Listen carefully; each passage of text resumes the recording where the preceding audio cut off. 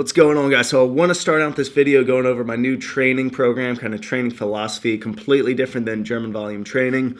It's going to be a lot less volume, but a lot more intense. So sort of like how Dorian Yates used to train, his high intensity training method. I know a few other bodybuilders used to use it. Just absolutely great for, especially if you're going from GVT into something like this, because it's totally different. You're not going to get bored or tired of it, but the way I set it up right here, you'll just see I did one warm-up set with incline dumbbell, which most people would say it's a working set, but it's kind of a set where it's prepping the muscle for this right here, which is one final set on your exercise to absolute failure. So I picked the 130s. I want to take it to 6 to 8 reps and just take the muscle to absolute failure. Can't do any more. Usually it would be good to have a spotter to help you get, I could get this and then maybe get another rep assisted, but didn't have one right there. And you'll see it the same one right here. One warm-up set with 185 for 8 reps. And then I'm going to put my weight where I'm going to go to complete failure for 6 to 8 reps. So I got Joe spotting me here, especially with incline barbell, because that could be dangerous.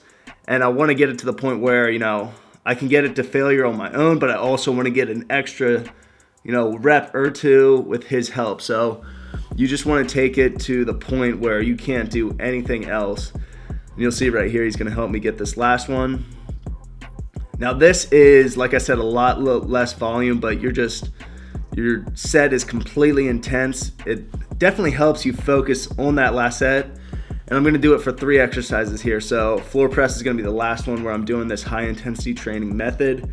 And just one warm-up set like usual, 225, and then going one set with 315. Trying to fail between 6 and 8 reps. I think I only got 5, maybe 6 here with Joe's help again. Especially this training, you pretty much always need a spotter. You're always going to want one to help you get that extra feel. But I'm not going to do all the exercises like that with the flies. I'm going to do a little hypertrophy work, 3 sets there, and then 3 sets of another variation. Love this one.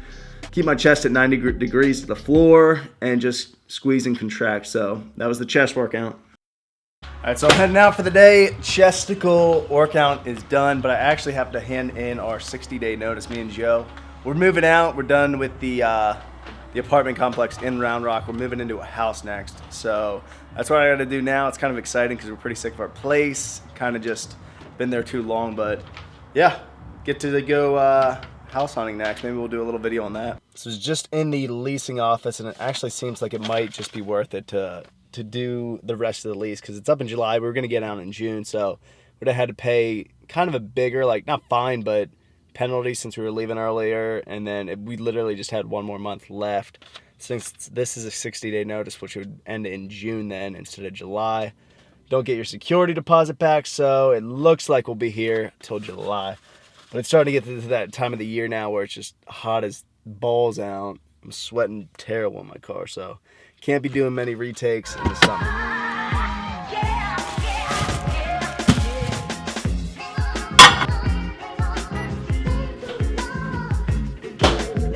The best way to make potatoes, especially if you're dieting or trying to lose weight, is this is the way I've always been doing it, whether it's a sweet potato, white potato, russet potato. Throw it in the microwave for about 5 to 6 minutes. If it's just one big one, you could probably do it for 3 or 4 minutes like I just did. Bring it out, cut it up, dice it up, or slice it, and then throw it in the oven to make it nice and crispy. I don't need olive oil, I just need some seasonings. So it's still gonna be 0 grams of fat, and it turns out great. So I'll just slice it up now, throw it in the oven to finish it off for 20 minutes, and it's perfect. So always weigh in the potato after you microwave it, not after you put it in the oven because then it's really light. So now the protein I have on for dinner right now is 10 ounces of chicken breast, mushrooms, which I'm obsessed with mushrooms all the time lately, sauteed. I always put them in wraps, salads, anything. And then 1 slice of turkey bacon just cut up just for some extra flavor. But I already cooked the chicken breast. But my chicken breast is terrible in the oven lately. It's just like that rubbery feel. So it's because it's too thick, I need to pound it out before I put it in the oven. But I just put it on the stove now just to kind of give it that finish and just finish it off. So make this, eat it with the potato, and that's gonna be dinner. So dinner is served. There is not much fat in here at all. It's 1,200 calories coming into this, so I'm probably, if that, maybe 2,000 calories. to put some light honey mustard on this. I also have Cholula sauce. I haven't had, this is the first time I've had it. Not a huge fan. I'm gonna have to go back to Frank's, but that's dinner. Keeping it lean to get lean. All right, so we're back in the warehouse right now. I had to come back and take care of a few things for our Australian distributor, Massive Joe's, because usually when they're working, we're sleeping, so communication's a little bit more difficult, but we make it work, so just had to send them a few things, a few documents. But I also want to do some abs, so it's almost beach season. So I'll show you guys what I usually do for abs now. I'll do it about 3 or 4 times a week. My new favorite ab exercise, the variation off the glute ham. So just do it reversed, lock my legs in, damn it, there.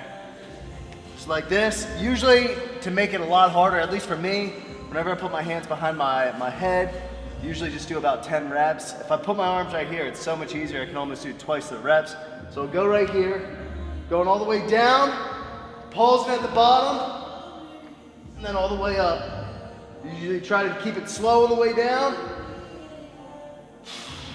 2 sets of 10, and that's it. 10. Another staple in my ab routine now, really simple, just a simple crunch, but I'm gonna use weight. So always been using the 20-pound dumbbells lately. I worry more about form than weight. So I actually keep these together. I'm gonna just lay here, and it's just a simple movement, just a slight crunch right up. You wanna completely feel the contraction. Breathing at the top. And 10 reps here. 10. And a lot of people are not gonna think I'm really doing much there, but if you're squeezing and you feel that contraction at the top, then you're working the muscle really well. So exercise number 3 now, another staple. Usually these first 3 ones are the ones I'm always gonna do. 4th exercise, I'll usually always change it up. So here we go. It's simple, hanging leg raise, but a lot of people make the mistake here. I'll show you. So 10 reps, at least for me, should be hard. A lot of people just come up right to here. I'm gonna try to get my legs a lot higher, as high as they can go for 10 reps. And that's gonna make it tough. When you get all the way up and you're not swinging, that's when it's hard. So all the way up. Finishing on a bodyweight exercise. Usually I used to do the P90X ab ripper like years ago. Might have even been like early high school. But I'll just usually for my last one pick some type of bodyweight exercise from that, switch it up. So right here, we'll just go right on the ground, arms and legs sprawled out, and then going up together. So I'll end this workout on a physique check. So I haven't done one yet or for a while. But like I said, my goal is to get to 205 and just stay there, as I just always want my weight to be 205, because sticking around 225 to 228, which is what I usually am when I don't want to say let myself go, but I just eat junk food and I don't follow anything strict or anything like that, or just anything regimented. And I think an ideal weight for me is 205. So 195 would be like a good cut, but 205 is just gonna keep me at that weight where I feel good all the time. So I can already tell right now, I weighed myself this morning, 216 flat. I was 217, but I ate breakfast beforehand, so that put some water on me. So in the morning, I think I'm 216 right now. So I'm getting close, but granted, I found some good lighting, so it's not as good as, I might not always look like this right now, but I think this is pretty good so far compared to what I was at. I can tell I'm getting leaner just from my abs and my face. My face is tough to tell, that's usually the first thing to show, but the beard kind of hides that.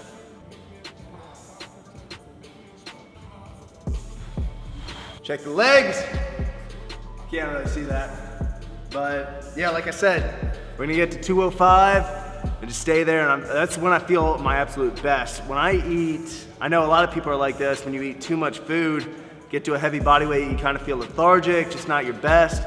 Sticking at a weight that's not too light or too heavy, that's when I feel at my best, and most people probably do. So ending this night with a little HEB run, had to get some toothpaste, but it always gives me an excuse to grab a Halo Top, so just absolutely obsessed. Only started getting into it this year. I got the, what is this, chocolate chip cookie dough, which is one of the more higher calorie ones, 360. Usually I get the ones that are like 280 calories, but I'm not sure if they had the cookies and cream, because that's what I was looking for. They didn't have it, but this is what I'm going to finish my macros on, but I'll go over that in the morning when I see you guys, just how I've been kind of calculating and not going crazy worrying about macros too much or anything like that, but mostly just worrying about daily caloric intake and just staying consistent with that. So still living my life, eating what I want, but still losing weight. So I'll talk to you guys in the morning. Good freaking morning. So we're going to end the video right here. I'm going over about how I'm just kind of working my way back to 205 to stay there and how I'm doing my diet right now. Now, I know a lot of people love tracking macros. That's what I always used to pretty much strictly do, which I'm doing that in a way right now. But what I'm really doing is tracking more so daily caloric intake. So yeah, I use my hands when I talk. But what I'm trying to do is always eat 3,000 calories a day or less. So this allows me to eat kind of foods that usually wouldn't fit into macros if I'm tracking them really strictly. So usually what I'm really trying to get, I want at least 200 grams of protein. Usually it's going to be between 200 and 250.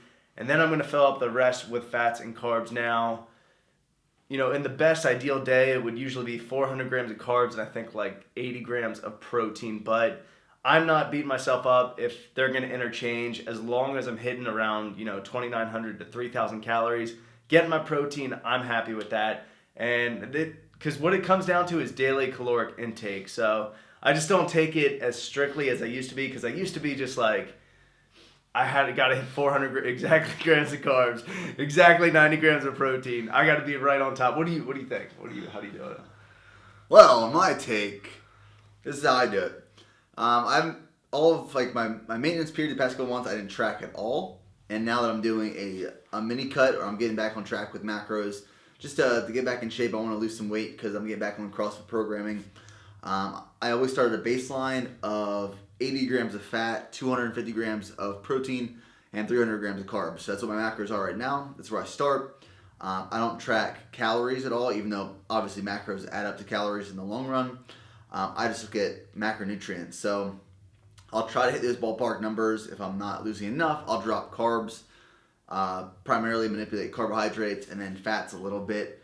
Protein always stays consistent. I'll add some cardio in. I'm not strict at all with mine either, so I'll probably track the first 3 meals, and my last meal I'll ballpark and try to stay within those numbers, but I usually don't track it. And I don't track a lot of small stuff, so I'll snack here and there.